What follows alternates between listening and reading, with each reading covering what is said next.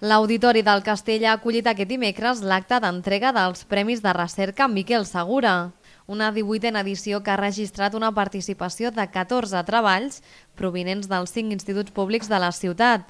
El treball titulat Percepció social sobre el sexisme en revistes, presentat per Martí Ferrés, alumne de l'Institut Duc de Montblanc, s'ha fet amb el primer premi. El meu treball es basa en un anàlisi de revistes amb connotacions sexistes i a partir de totes les idees que recullo d'aquestes revistes, doncs jo dissenyo 10 portades sexistes molt exagerades per després incloure-les a unes enquestes i veure la reacció de la gent envers aquestes portades i veure si les campanyes contra el sexisme tenen poder en la nostra societat i si hi ha hagut un efecte important sobre aquest àmbit. Com a guanyador, el jove ha rebut un premi de 350 euros. El més important per Ferrés és, però, que s'hagi valorat el seu àmbit de recerca.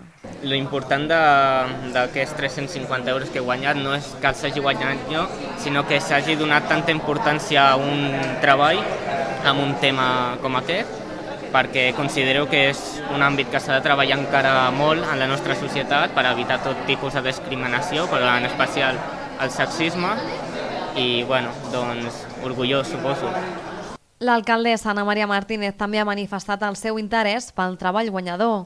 La primera edil valora molt positivament que Martí Ferrés hagi plasmat en paper la seva intenció per treballar per la igualtat entre homes i dones. Puc dir jo del tema que ha guanyat el premi. Estem treballant matí, tarda i nit per aconseguir una societat més igualitària, una ciutat més igualitària, perquè la igualtat per nosaltres és un valor i un valor fonamental.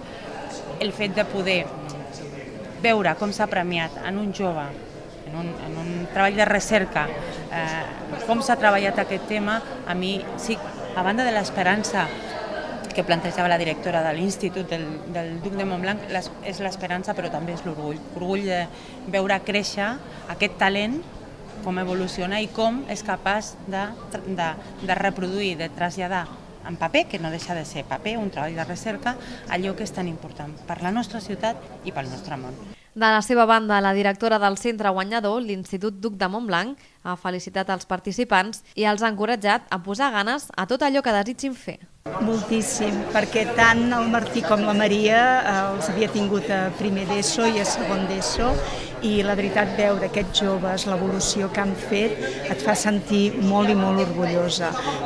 De totes maneres, a més, hi ha un sentiment de veure que aquest jovent aporten un valor molt important a la nostra societat. Són joves en els quals creiem i que ens fan sentir evidentment orgullosos, però sobretot molt esperançats. Durant l'acte també s'han fet públics els treballs finalistes. El primer d'ell ha estat els biosensors, un gran avenç per a les malalties com la diabetis, de Pol Clora i Laura González. En segon lloc ha quedat la quirilitat de Zaida Basilio i Maria Ricard i en tercera posició màgia a la literatura d'Uriel González. Com és habitual, també hi ha hagut una conferència, enguany a càrrec de Jaume Escofet, professor titular del Departament d'Òptica i Optometria de la Universitat Politècnica de Catalunya.